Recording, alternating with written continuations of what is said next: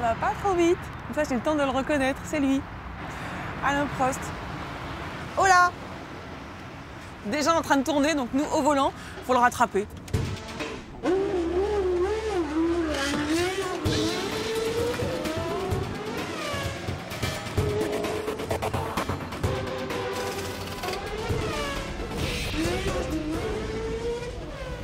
Voilà, sincèrement, si on m'avait dit que j'allais rouler aux côtés d'Alain Prost à moins de 15 km/h, je l'aurais jamais cru. Merci d'avoir accepté notre invitation. Avec plaisir. Le plus surprenant, c'est que quand l'équipe de Transport Témoin a contacté la vôtre, en disant qu'on voulait parler du thème de la vitesse, on s'est tout de suite entendu dire « Ouh là là, attention, Alain Prost ne fera pas l'éloge de la vitesse ». J'ai jamais fait l'éloge de la vitesse. Pour moi, ça ne veut pas dire grand-chose. Quand on dit j'ai roulé à 300 à l'heure, 350, je ne suis jamais impressionné par ça. Mais ça procure une ivresse quand même. Ouais, moi, la vraie ivresse, le vrai plaisir que j'ai eu, c'est l'efficacité, c'est la performance. Si on parle de compétition, la voiture que vous avez, vous essayez de la développer, de la mettre au point pour être le plus efficace possible. C'est pareil voilà, dans la vie. Aller vite, pour moi, la vitesse en elle-même, non, c'est adapté à votre utilisation, enfin l'utilité que vous en avez. Et surtout la maîtriser, parce que c'est relativement facile d'aller à 300 à l'heure sur une route toute droite. C'est bien entendu complètement autre chose de passer un virage à 200 ou à 250. Et je crois qu'on fait un peu trop facilement l'amalgame entre les deux. Alors là, par exemple, vous parliez de performance. Justement, la notion de performance, le grand public parfois l'aperçoit comme l'équivalent de la notion de vitesse.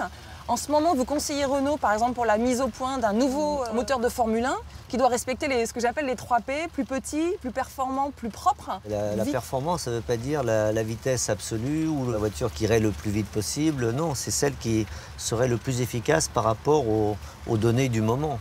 Aujourd'hui, qu'est-ce que l'on veut avoir? C'est une voiture, si on parle de la série, si possible le plus léger possible, parce que c'est comme ça qu'on améliore la consommation. Donc qui dit poids, dit réduction en général et notamment au niveau moteur. Et si on arrive à faire des moteurs, des petits moteurs, notamment dans le futur de plus en plus turbo-compressés, qui auront une puissance quand même assez appréciable et en tout cas suffisante, et avec une consommation aussi très réduite. Donc c'est ça la vraie performance, c'est justement utiliser cette technologie que l'on connaît d'ailleurs depuis très très longtemps pour améliorer le quotidien des gens, améliorer le produit par rapport aux besoins du moment.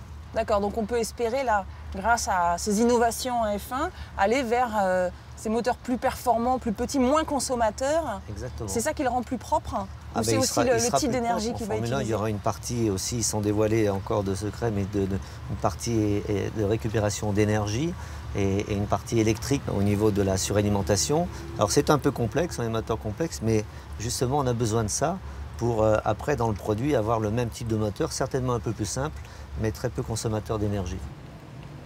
Ah, on va être obligé de se séparer, il y a des plots. Je passe devant Alain Prost, je passe devant Alain Prost. À 8 km à l'heure, mais bon. C'est quand même génial, j'ai Alain Prost dans mon rétroviseur. Bon, vous l'avez compris, hein, la vitesse, c'est une affaire de pilote sur des circuits dédiés. Regardez ce reportage et vous allez très vite comprendre pourquoi nous devrions tous, toujours, respecter les limitations de vitesse.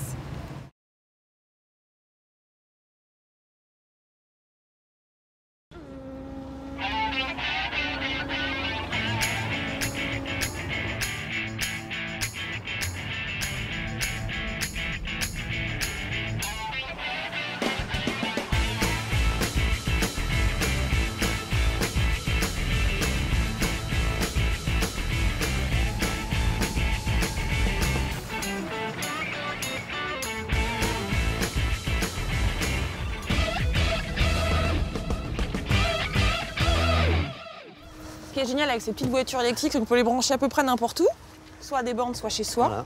Voilà, c'est une prise tout à fait conventionnelle. Hein, non mais ça j'adore, il faut que je vous montre. Regardez, voilà, c'est la prise du sèche-cheveux ou du rasoir, comme à la maison. On branche sur une borne ou à la maison.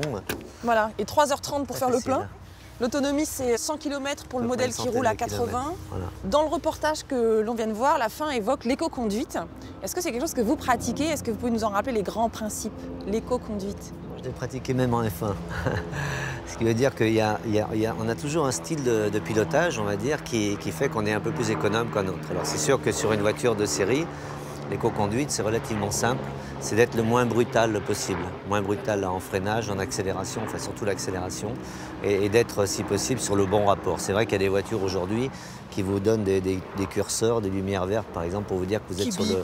Voilà, surtout la lumière qui vous dit que vous êtes sur le bon rapport, et là vous êtes automatiquement économe. Mais il y a des gros écarts, vraiment, entre deux personnes, on peut avoir des gros écarts de consommation. D'accord, donc ça veut dire respecter les limitations de vitesse et donc ne pas solliciter la voiture au-delà de ce qui est nécessaire pour... Oui, voilà, vraiment l'accélération brutale, le frein brutal, d'être le plus souple possible, en dehors bien sûr des limitations qui font que plus on va rouler doucement et sur le bon rapport, et moins on va consommer, c'est vrai.